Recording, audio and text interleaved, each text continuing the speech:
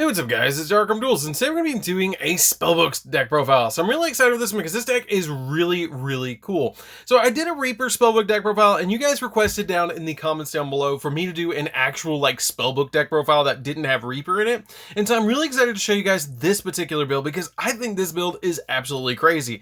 Just as crazy as the Reaper build, because I made this deck to be as crazy as possible and to be able to establish some really amazing monsters on our side of the field. Now I didn't include Yugioh in this build because I feel like that is a completely third build to Spellbooks, and there's a bunch of different variants of Spellbooks. So I wanted to show you guys this particular build, and then I might do a Yugioh build as well. So definitely comment down below if you want to see that one as well. So without further ado guys, don't forget to like, comment, subscribe, hit the bell on there so you can become part of the notification squad, and definitely check out the Patreon down in the description below where you have all sorts of awesome rewards you guys, like getting your name description for every single video, getting assigned cards in the mail, or even getting to request a deck profile every single month through Patreon along with test hands. So without further ado, let's get straight on into this. So first off, we're going to be playing two copies of the High Priestess of Prophecy. High Priestess of Prophecy is a really amazing monster that has the ability that you can reveal 3 Spellbook spell cards in your hand, special summoner to your side of the field. And you can banish the Spellbook card from your Spellbook spell card from your hand or graveyard to target a card on the field and destroy it, which is a really amazing effect. And she actually, if you notice, has Dark Magician stats, which is 2500, 2100 defense, and is a level 7 monster, which is pretty neat.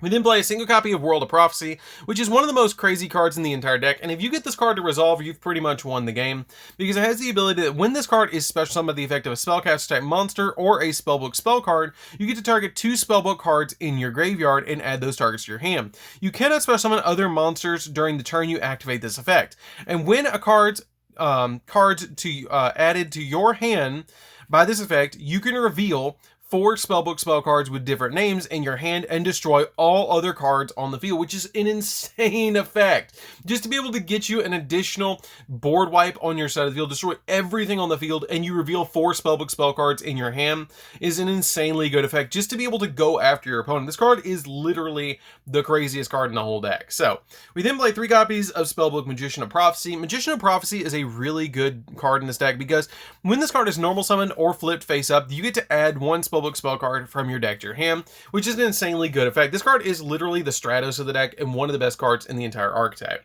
We then play 2 copies of Temperance of Prophecy. Temperance of Prophecy is the way that you actually are going to usually summon out your copy of World, because it has the ability that during your main phase, if you have activated a Spellbook spell card previously this turn, you can tribute this card to special summon 1 level 5 or higher light or dark spellcaster type monster from your deck. And you cannot special summon monsters that are level 5 or higher during the turn you activate this effect, which is pretty good to be able to just immediately summon this card to your side of the field. You're not going to want to summon anything else anyways when you summon this, because it's just going to board wipe your opponent and you anyways. So this card's really good.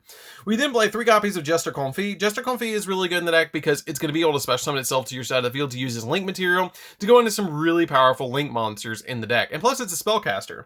We then play 3 copies of my personal favorite in the entire deck, and actually the big reason I wanted to play this deck to begin with, and that's 3 copies of Silent Magician. So previously, without Jester Confit, I really didn't have a super good way outside of wasting my normal summon to be able to get rid of my or get out my copy of Silent Magician. But Silent Magician is a really good card in this deck because she has the ability that she cannot be normal summoned or set. She must be special summoned in her hand by attributing a spellcaster monster, which is Jester Confit.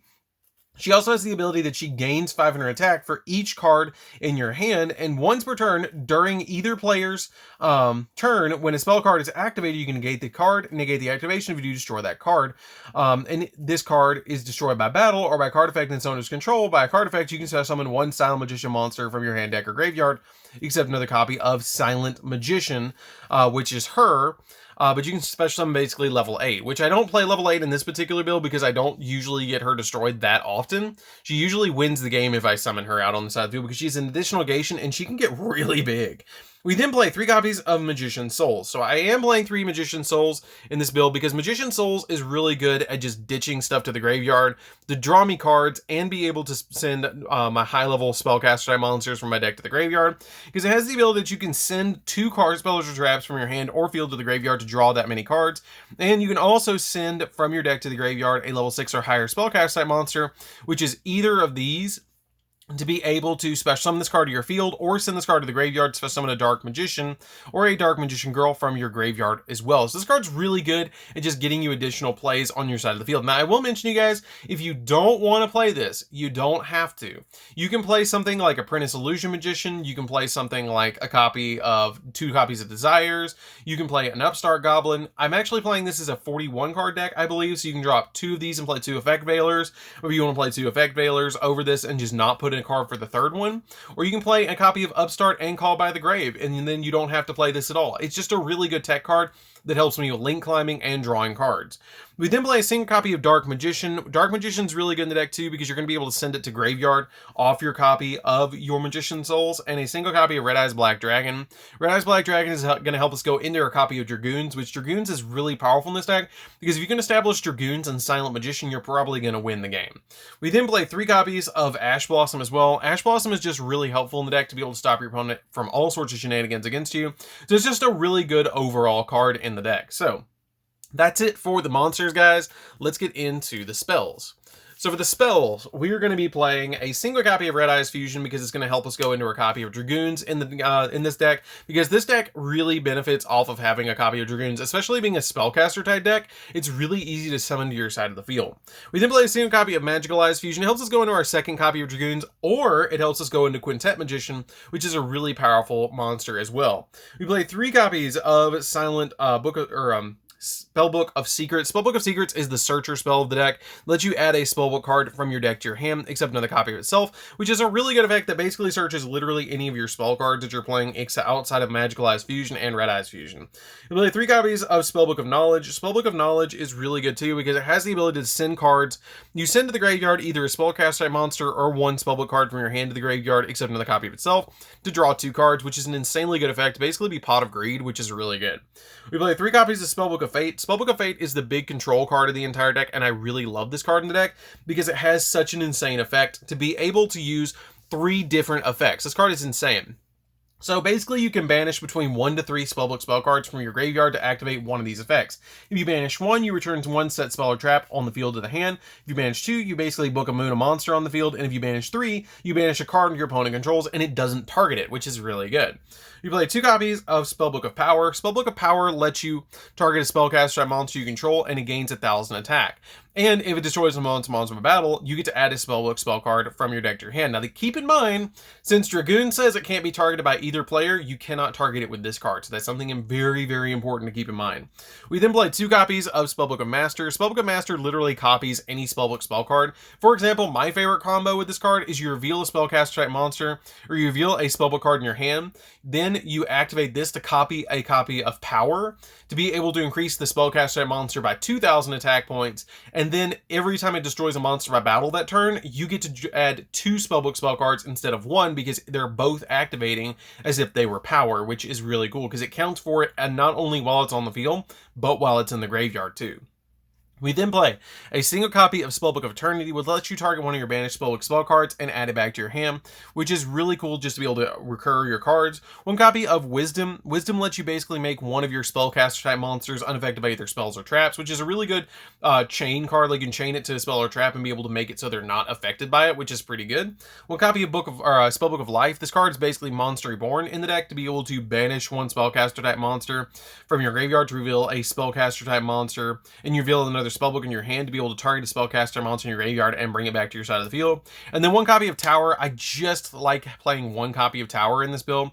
Tower lets you once per turn during your standby phase, if you have a spellcaster type monster on your side of the field or in your graveyard, you get to place 1 spellbook card from your graveyard on the bottom of your deck, and then you get to draw a card, which is pretty good, but I don't usually use it that much, so I just play it as a 1-up. So that's it for the main deck, guys. Let's get into the extra deck.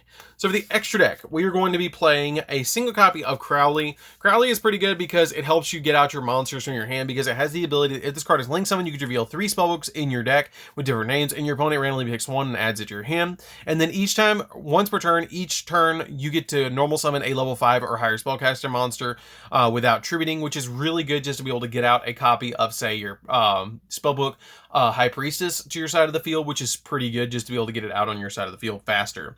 1 copy of Appaloosa because it's really easy to go into. 1 copy of Access Code. Access Code's another one of those cards. If you don't want to play it, you don't have to. You can drop it for Boral Sword if you don't want to play this, but it gets you additional pops on your side of the field, which is why I play it. 1 copy of Blackluster Soldier, Soldier of Chaos. You play a lot of level 7s in the deck, so this card's really easy to go into. Again, you don't have to play it. You can play another Link monster in its place. For example, Avermax would be a fine addition to this deck. 1 copy of Selene. Selene is insanely good in this deck. I highly recommend that you play Selene because if this card is Link Summon, you can play spell counters on this card up to the number of spell cards in your graveyard or on the field. And also it has the ability that you can remove 3 spell counters from this card, especially when a spellcaster monster from your hand or graveyard, which is really good in defense position. So you can instantly use this to climb into an access code talker, which is amazing. 1 copy of Unicorn to spin stuff, Phoenix to pop spells and traps, Cerberus to pop monsters, a single copy of Masquerena, because Masquerena literally goes into a copy of access code or Appaloosa during your opponent's turn, or Unicorn. 1 copy of Anaconda, because Anaconda can go into Dragoons and it wants Bun Sun. 1 copy of Linkuriboh, because it can go into this really easily with a copy of Souls or a copy of your Jester Confit. 1 copy of Relinquish Anima, because it gobbles up monsters that it points to. 1 copy of Quintet Magician, because it board wipes and it's a 4500 beat stick that can't be tributed, which is insanely good.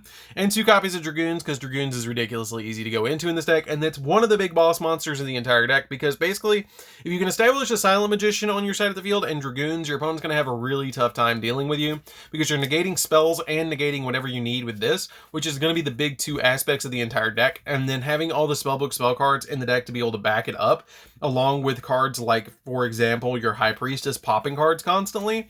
This card is just insanely good in the deck. So that's pretty much it for the deck, guys. I hope you did enjoy it. It's a really fun deck to play around with, and if you guys want to see that Jowgen build as well, definitely comment down below, because that is a totally different build from this, because it's just really, really weird, because it's more of a control-based deck, where this is more of a go in after your opponent with Dragoons and the High Priestess and a lot of other cards in the deck. So it's a really fun build as well. I like this particular build probably the best out of them all, but the Reaper build is really weird and really cool too, because there's a lot of different ways to play the Reaper build. But anyways, guys, this is DarkArmedDuelist. Don't forget to like, comment, subscribe, hit the bell near so you can become part of the notification squad, and definitely check out the Patreon down in the description below. And we'll see you guys in the next video. See you later, guys.